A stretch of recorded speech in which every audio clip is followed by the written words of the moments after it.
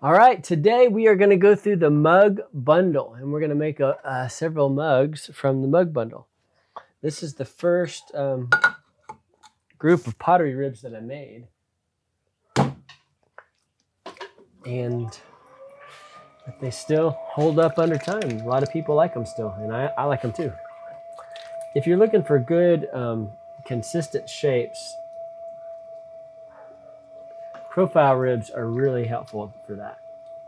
And this clay, I just I put it on the plaster slate slab, plaster slab, and I'm just turned this from slip to clay, so it's a little bit not consistent yet. So I'm gonna coat it up a few extra times today. And while I was shoveling out that clay thing, I got a blister on my hands. It hurts like the dickens. Throwing, especially centering. When you're throwing, it doesn't hurt as much. So my sister says that, and I've used this before, I need to just do it. Super glue is great to put on cuts. And she said that was the original. I don't know if maybe she heard that. I haven't looked it up. That super glue for military medical to stop bleeding fast.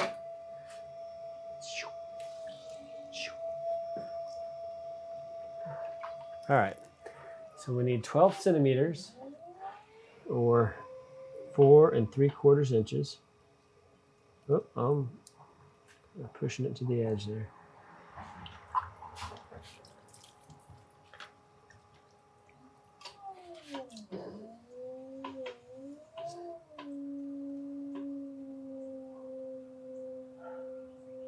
Okay, that's enough height.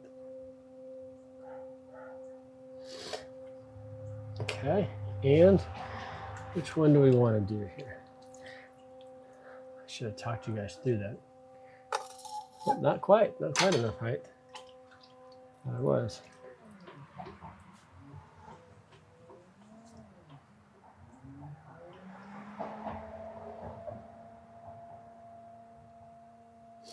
Okay.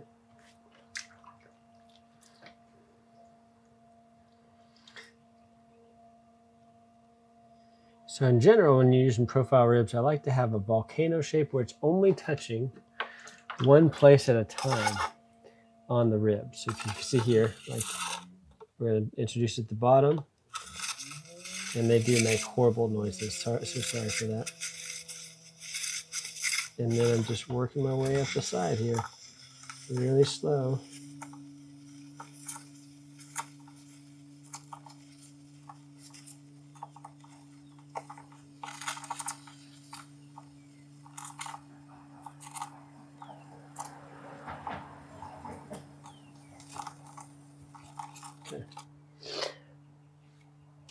That one I called the Imperial, I believe, or the straight shooter.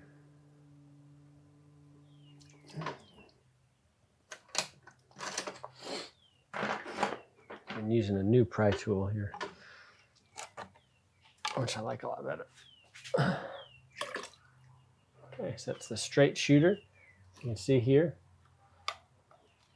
got a straight profile and a little thing at the top there. Sorry, not like that. Not like that. Okay, well, let's do the other side now. This one I called the Imperial. It looks kind of like a column, like a Imperial column. I don't know why I called it Imperial. Like Rome, maybe?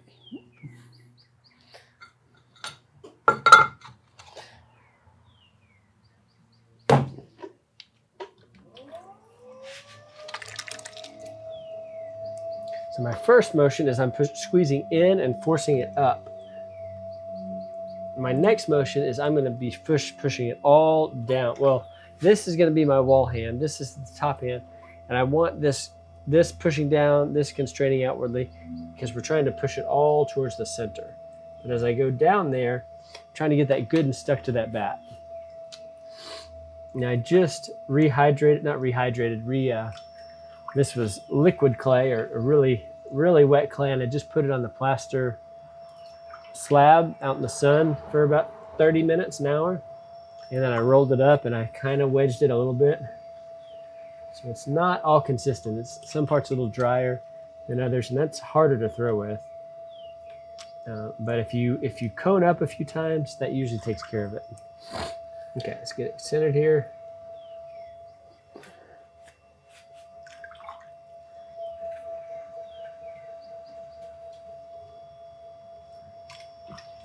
Put my thumb in the middle, make a little hole, and fill that hole with water.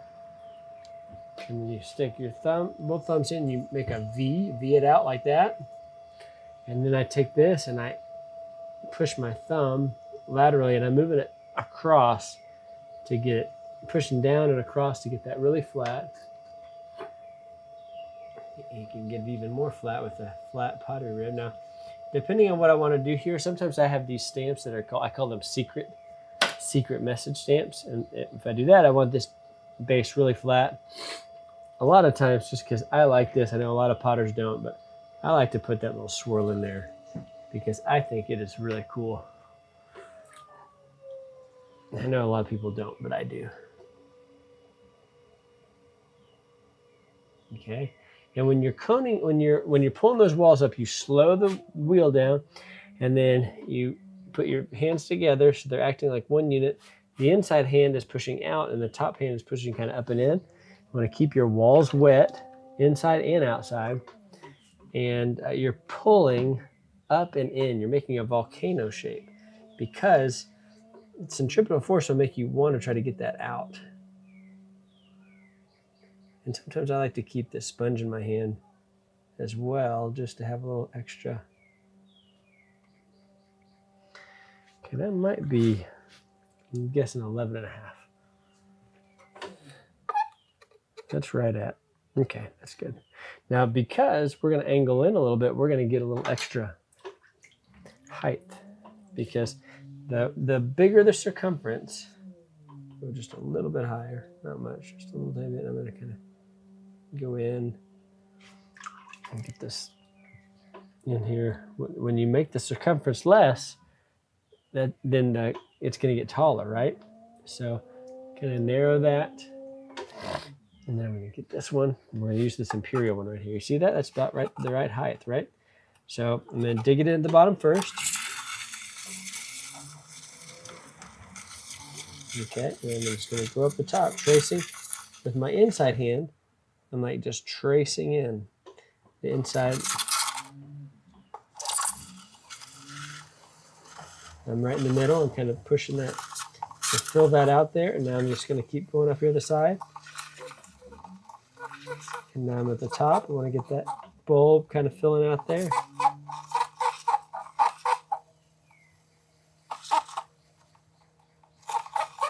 Okay.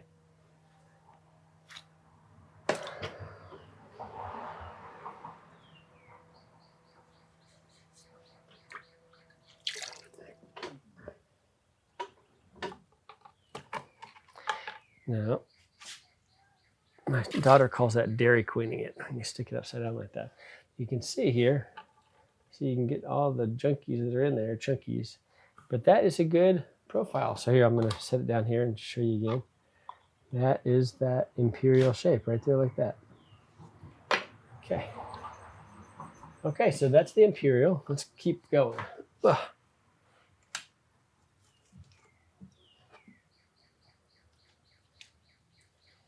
A little clay, not too wet, otherwise it'll splash when you throw it down here.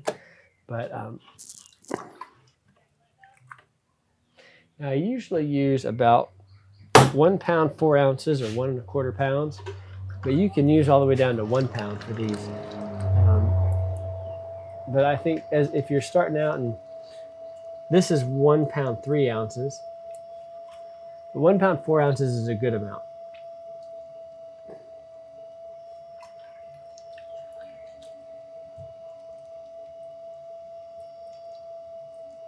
I do a few times coloring up like that because this clay needs more wedging than I gave it. And coning up a few times is kind of like wedging in some ways. It gets all those clay particles going in the same direction.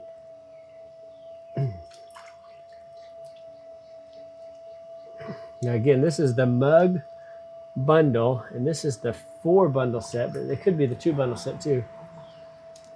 The next one we're going to look at is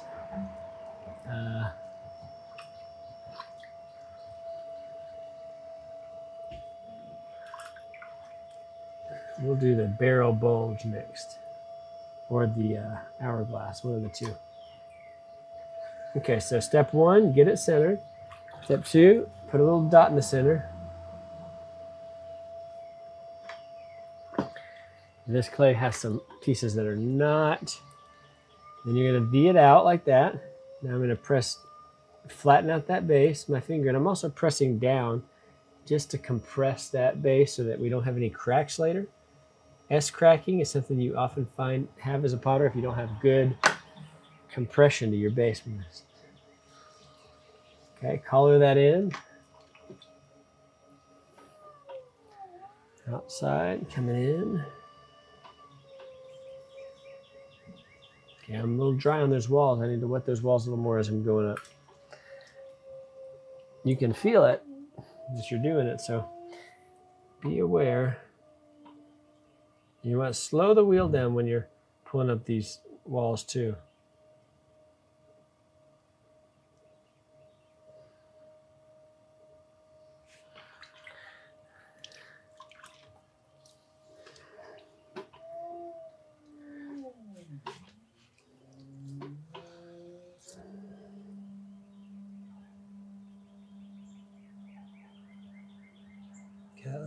That feels about right. Okay, which one are we going to do next? Let's do let's see how hot. So this is a good case in point. So this one is, I got a little more height than I need. Just barely, but a little more. So I'm going to use the barrel, because the barrel will increase the circumference in that middle area and actually cause my height to go down a little bit. Now, if it was like if I was making the trumpet and I was going out wide here, and that circumference is going to get much wider, I'm going to lose a little height. If it was the opposite, if I was using the hand warmer and it's going up and in, I would be gaining a little height. But this is, I have a little slight extra, so we're just going to use the barrel bulge, since that one's, it's usually a good idea to keep the standing water out of your base here. I usually don't, because I'm throwing fast and it's, okay, here we go. First, introduce at the bottom here, get that. Okay, now I'm filling it out little by little. See that? It's increasing, getting a little wider. You can see actually the top coming down a little bit there.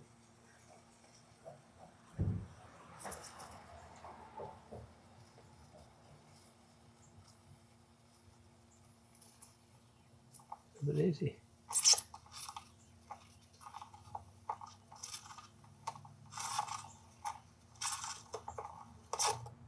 Now, sometimes I would cut that off because that's so small. I'm actually just going to incorporate that into the lip. Press that lip real good.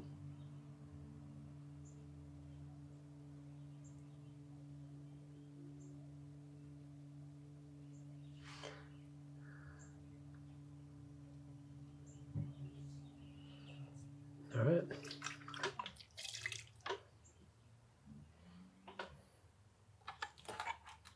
That is the barrel bulge. You can see it bulges out there kind of like a 55-gallon drum or something. Right there, like that. All right, let's do another one. Let's do the other side of that. The other side is the hourglass, which is a great shape. One of my favorites, actually. One of my favorite shapes here is the hourglass.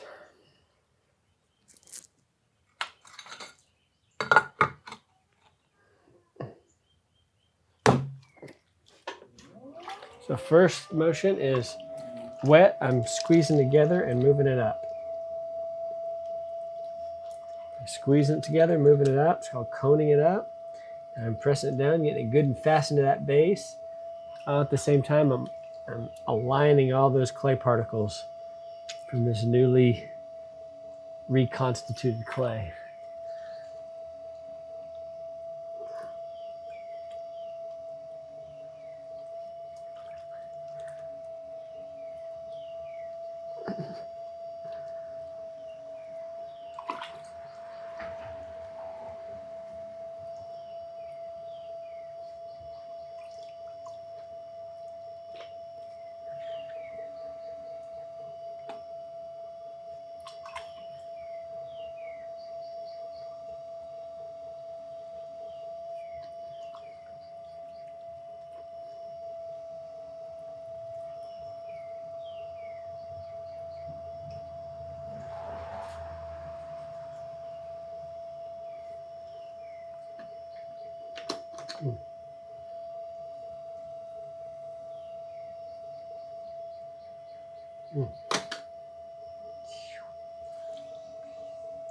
Okay, now I am pulling up these walls. I'm slowing down and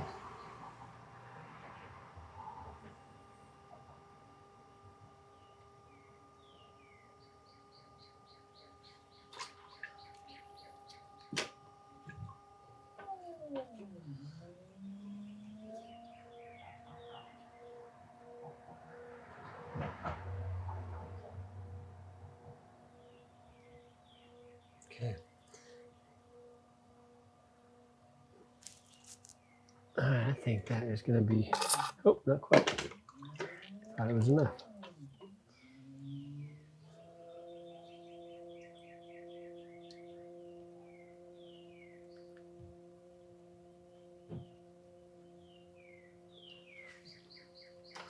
One way to add a little extra height is to volcano it in. That's probably going to be more than enough height. Let's see. Yeah, a little bit excessive. So I wanted only to touch one place on the rib at once. I'm going to narrow the base even more there. Okay, I'm going to start out down here, filling that out, and then work my finger up the side, up the profile here. Sorry, I know that's an awful sound. And then filling that top out right there. Now again, profile ribs are good for when you're selling things online that have to be identical every time. It's not fun to do this all the time. You know, it kind of takes a little bit of the variety out, but when people take stuff back for the smallest variation, you kind of got to nail it. And profile ribs are really good for nailing it. Okay. So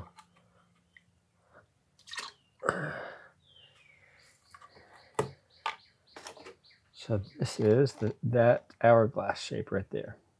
See that? That's what we're going for. Okay, density on that one too.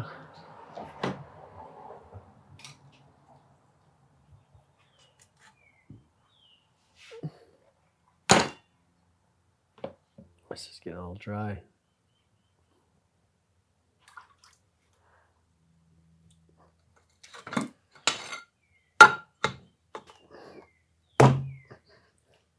So this is a little bit wet down there. Let's see if it holds. It might come off, in which case we'll just dry it off and start again. So I'm squeezing it together a little bit, squeezing it together a little more, going up. Oh, see, look at there. Now usually you don't want to do that, but I can just do that. We're going to get all the air bubbles out as we go up and down like this. Usually a no-no, but I do it not infrequently, especially when clay is kind of like, when it's straight out of the bag, it's easy. When you're when you're cheap and you're reusing your clay over and over without a pug mill, you know, sometimes you deal with other stuff. But I will say I can't recall ever losing a pot in the kiln to an air bubble of my own pots. Now when Maya or Jacob would have like a party or they'd have friends over, we'd be teaching a bunch of kids. Kids' pots have exploded, but kids can get like 1/2-inch walls on pinch pots and otherwise that, you know, of course you're gonna have something blow up when you got something huge walls and air bubbles in there.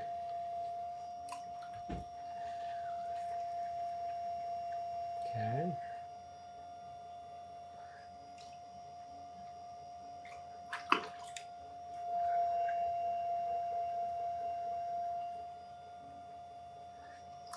Okay, got it centered, put a little hole in the top, fill it with some water. If I find it's dry, I want to fill it sooner than later. Let's go a little further down. Let's fill it with some more water. Okay, got it. I'm about a quarter to 1/2 inch from the base. Now I'm flattening out that base. See that? Pushing down laterally. Now I'll take this wooden rib and get it flat here all the way. Get it further compressed. And that's mainly, again, to make sure you don't have any S cracks later on. An S crack is a crack in your base that looks like an S. And it happens when your base is not compressed sufficiently.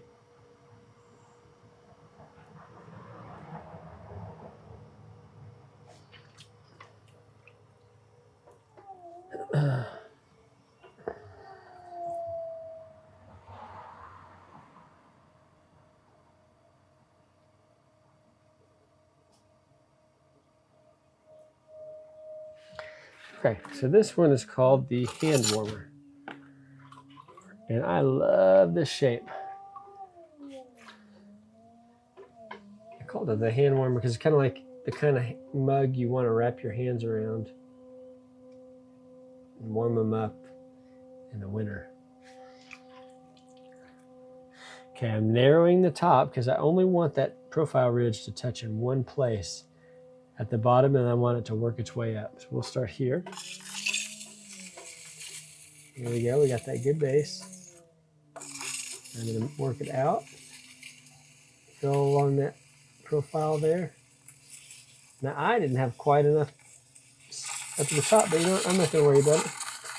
I'm actually just gonna not fill in that bulbous part. That bulbous part, some people like it, some people don't. You don't have to use it. Structurally, it helps. It's kind of like adding angle iron to your structure. It helps it to be stronger, but it's not necessary.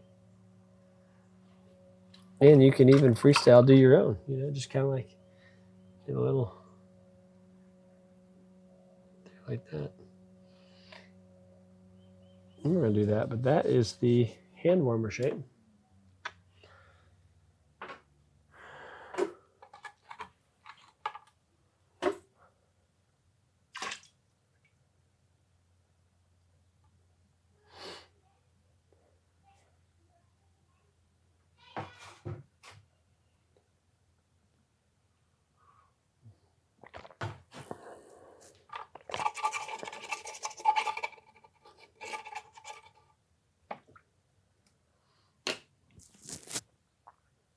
Now this particular rib has a lot of shapes. It's got the trumpet, it's got the hand warmer, and it's got the volcano. Volcano is kind of like the hourglass, but it narrows even more. And the trumpet flares out like a teacup, if you think of a teacup. Oh shoot, you stole my clay. Well, most of it. These are just a pound, so might be a little bit on the not quite enough side, but we'll see. I'm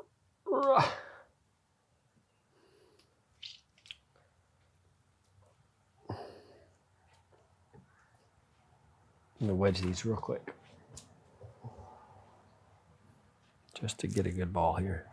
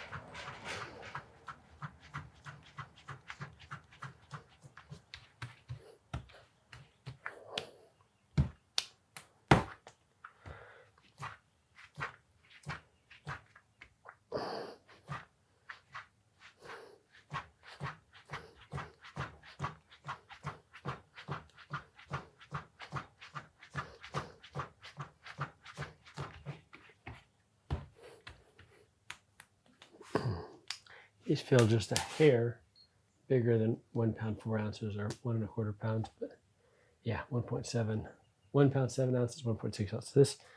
This is a little big. I'm just gonna take a little bit off the top. 149. 130. That's good enough. And that was 16. So oh, way too much. 138. Yeah, we'll just do that.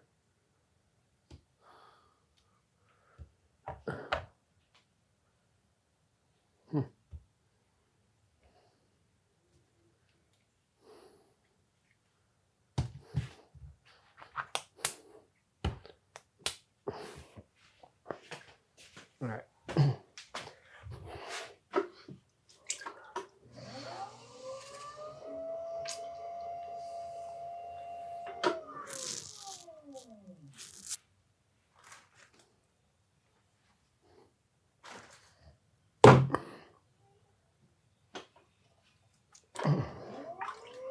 All right, again, 1 pound, 3 ounces, 4 ounces, 1 pound, 4 ounces, so 1 1/4 pound is what I usually use for these 12-inch ribs.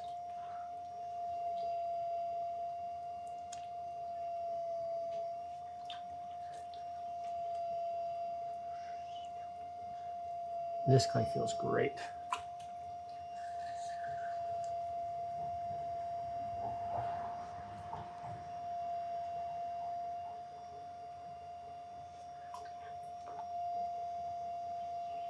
A hole in the middle, put some water in there, V it out, compress that base.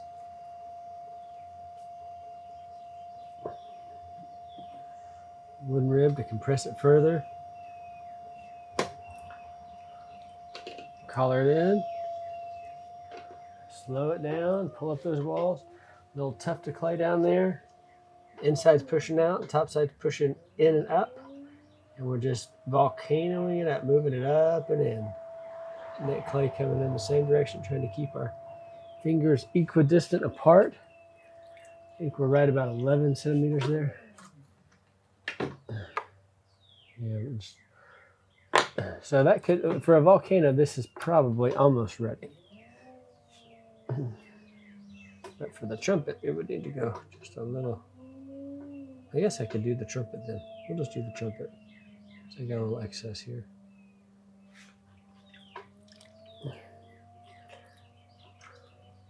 Okay, so here's the trumpet. A little more space here.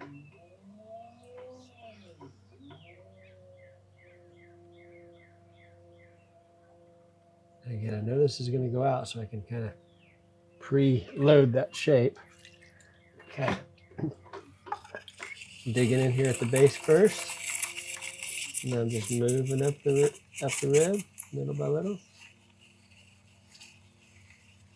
Increasing that circumference so I can see my heights diminishing.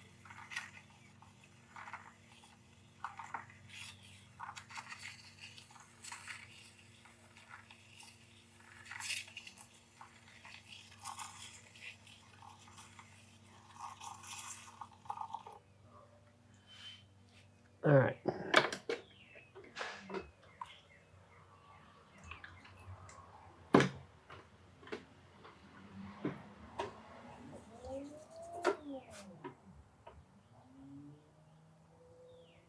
All right, there we go.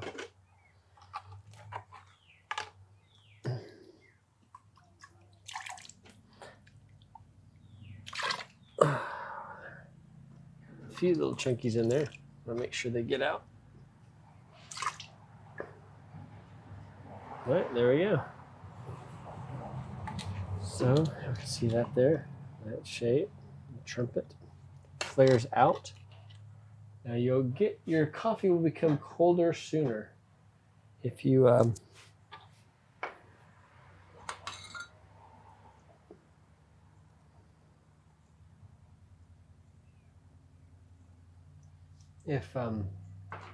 you have a wide mouth on your pottery.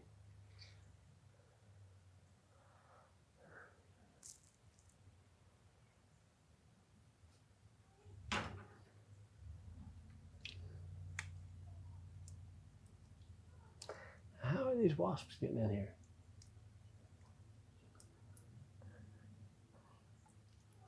The weather is like that 1 month in Texas, or that little bit of time in Texas where it's beautiful. I think later this week, I think Wednesday it's going to be 105. So it's going to be gone before you know it, but it's here today. Beautiful day.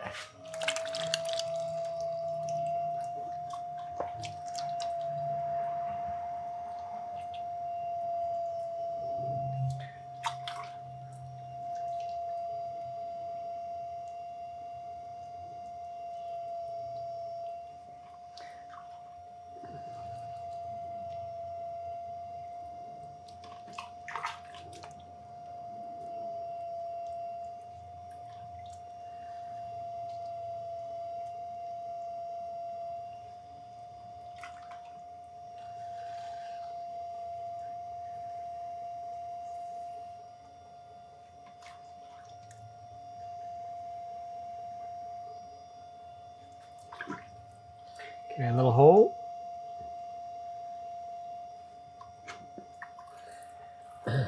V it out. Compress that base back and forth, back and forth. My fingers moving back and forth and pushing down. And I'm taking that clay that's like that thick and I'm compressing it down to be like a 1/4 inch or 3/8 of an inch because I want that clay to be compressed so that no S-crack forms. And I can either leave it flat like this or I can put a little swirl in there. I'll leave it flat on this one. Wet my edges, collar it in, form a little volcano. That's what that means. Okay, now I'm just moving up that clay up and in to form a volcano. Okay, let's get those. Make sure your walls inside and out are wet, and then we're just digging. I'm digging this hand down and pushing it against that tile bat, and I'm forming a little tuft of clay while this hand's moving out, pushing out. So I got that little tuft of clay, and now what I'm doing is you see that bulge, I'm just pushing that bulge up and in, because I want vertical height. Slow your wheel down as you're pulling those walls up, and try to keep those fingers as equidistant apart as you can.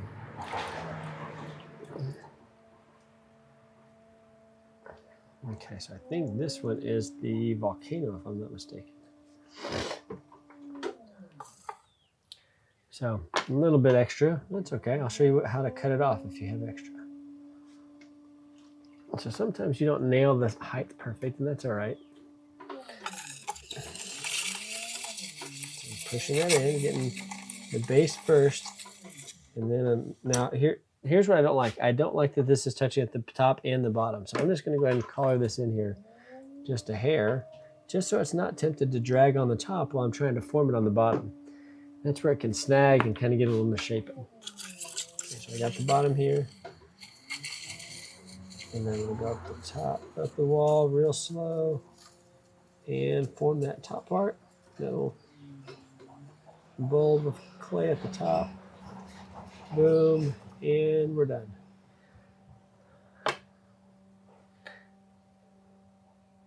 That top bulb of clay is aesthetic, but it's also structural. And once this is a little bit leather hard, there's ways to clean up the lips. You always want your lip to be amazing because that's where people are going to be. That's going to be their point of contact. The handle and the lip is where they're going to be experiencing, touching your mug. Outside too, the surface of the outside too. But that is the volcano shape. See that there? That's the shape of the volcano. Yeah, I like that shape a lot.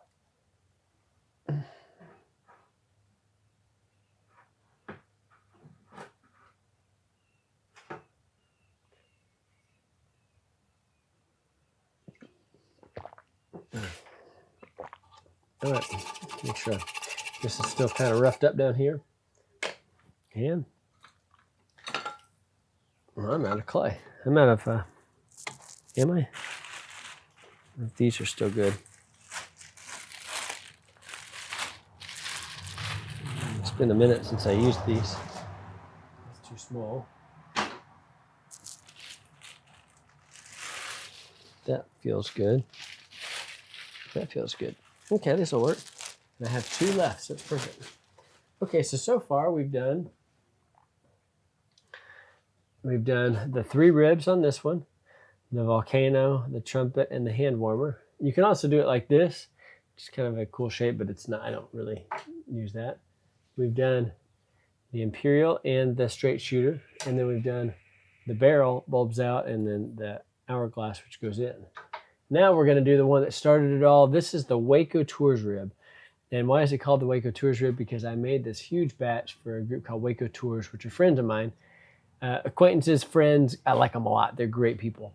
And it's for this company, Waco Tours, that tours around Waco. And we made this shape for them originally.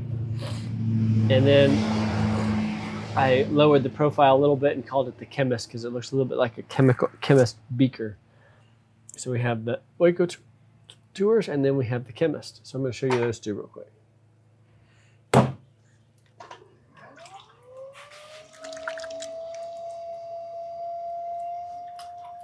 Now my first motion is I'm squeezing up and in, and then I'm pushing it down, and I'm getting that thing firmly fastened to that ceramic bat. You see that commercial tiles have a glaze on it, so they're naturally slick. And if you have water on the tile at all, when you first put that thing of clay down there, it's going to slide right off. But if it's not wet, it's going to stick, provided that you kind of do what I just did. You coat it up, and then you take it back down, right like that. Now we're centered, about to be centered.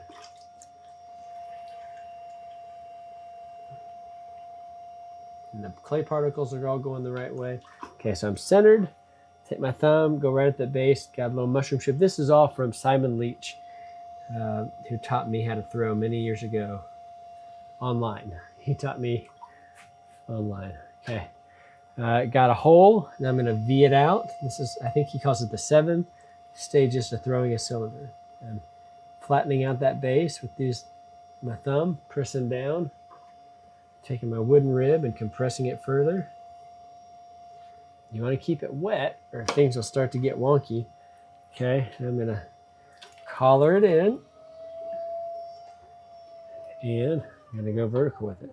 So I'm pressing down on the wheel head there, making it a little tough to clay, and now I'm just going up and in, trying to keep that clay in between my fingers equidistant apart.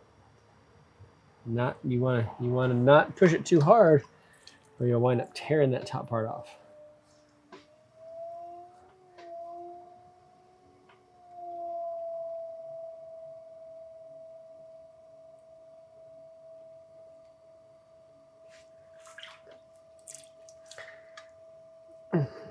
Okay, now let's do the Waco Tours.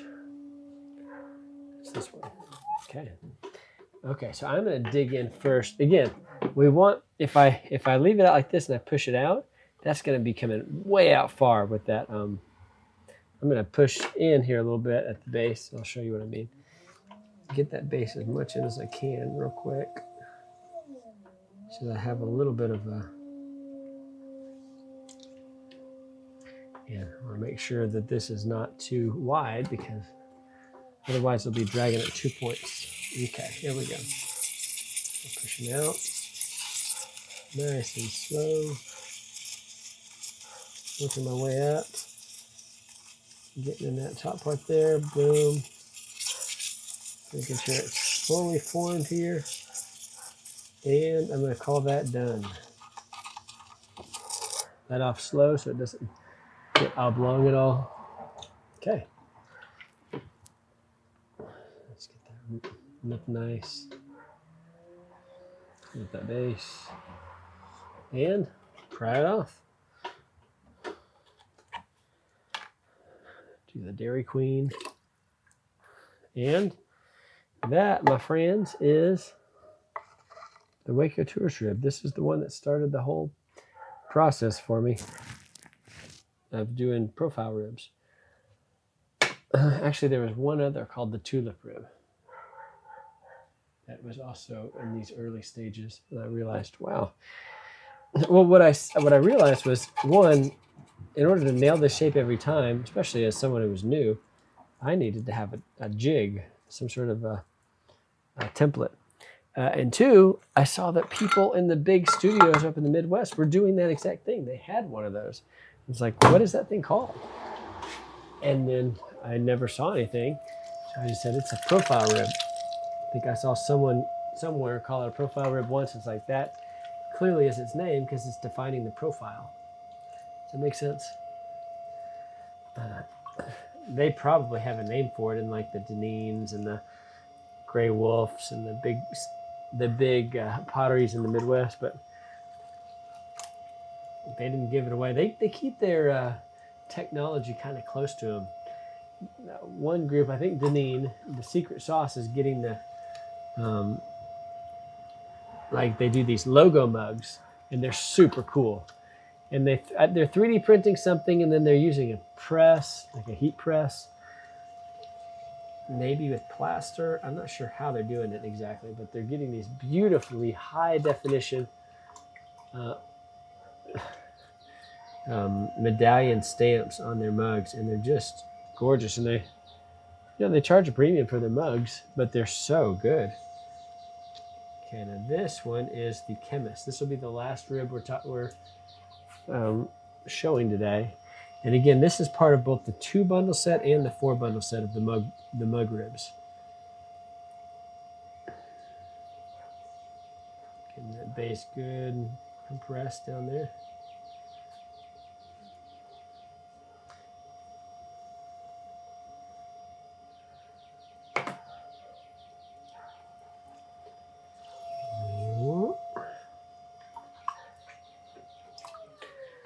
Dig in and pull on up. Slowly, slowly, slow on that wheel down. You don't want to grab too much because you can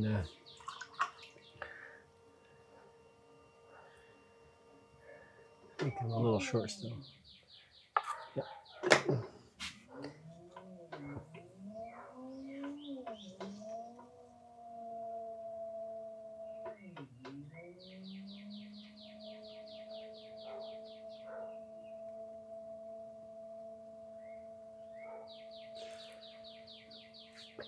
I think I'm a little too high here,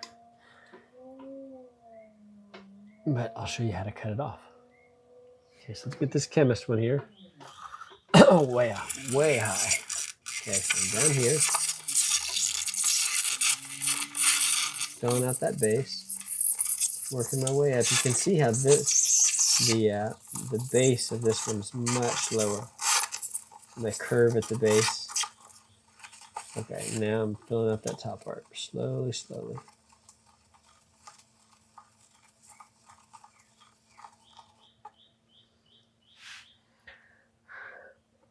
Okay, now I'm going to show you how to cut the top off.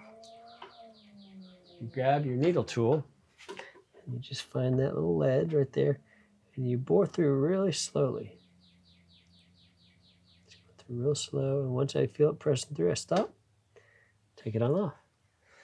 And that's jaggedy, janky. No one's going to drink out of that lip, yeah? Let's just clean that up real quick. Get those chunky monkeys off. Okay.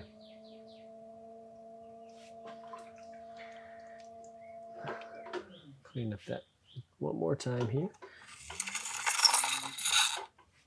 And just cone it in just a little bit, or color it in just a little bit so it's not touching that top part yet.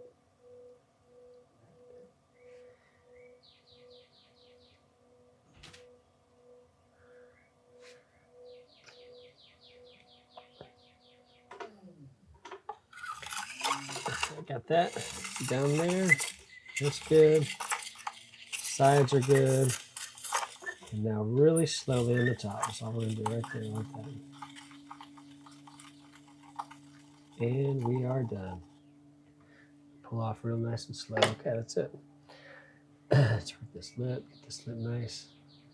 Clean up that base. Got a bunch of water in there. It's okay. You put it a little bit more, because sometimes there's chunks in there and you want to swirl it around a little bit.